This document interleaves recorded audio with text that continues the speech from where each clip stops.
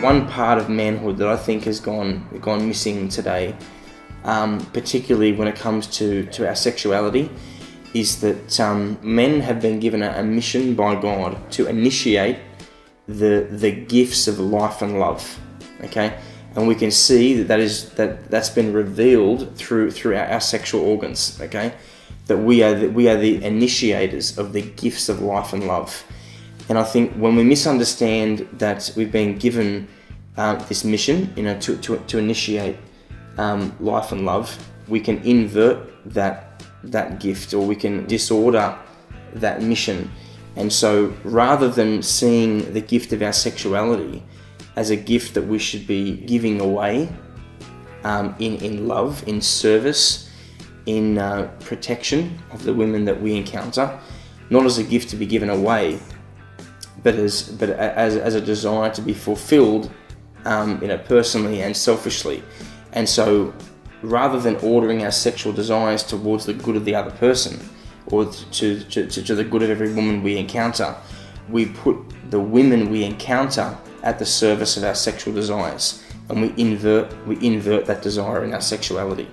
And I think we need to reclaim, I think, that aspect of manhood that demands that we be a gift in sacrificial love to every woman that we encounter, that we put ourselves second, we put the women in our life first, and we're constantly striving, to honour them and protect them and defend them, first of all from ourselves. And I think that's the biggest thing, is that I realised in my relationship with Maddie that the number one person I had to protect her from, I had to protect her purity from, was actually me.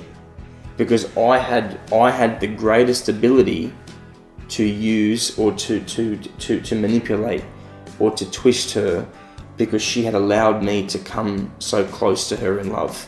And so I would say, to begin with, for the men maybe watching this, your first and foremost, your mission is to guard the purity of your girlfriend, to guard the purity of your fiance, to guard the purity of your wife. You are the man she needs most protection from, and that's your responsibility.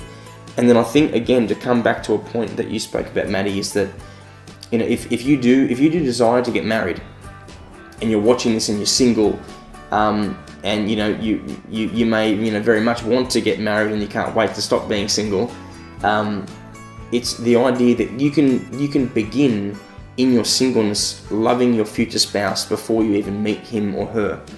And so if we take this understanding and we apply that to our single life, then when we're at the clubs and we're at the bars, when we're meeting new people, to have this sense of my sexuality has been given to me to preserve as a gift for my future wife or my future husband.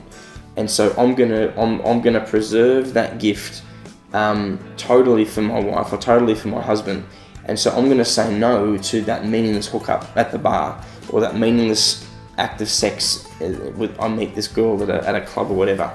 And so we can start living this life and practicing as single men, learning to protect every woman we come in contact with, first of all from ourselves, so that when we actually do meet a beautiful young lady that you would hope to date, you would hope to marry, you've trained yourself in sacrificial love, particularly when it comes to your sexuality.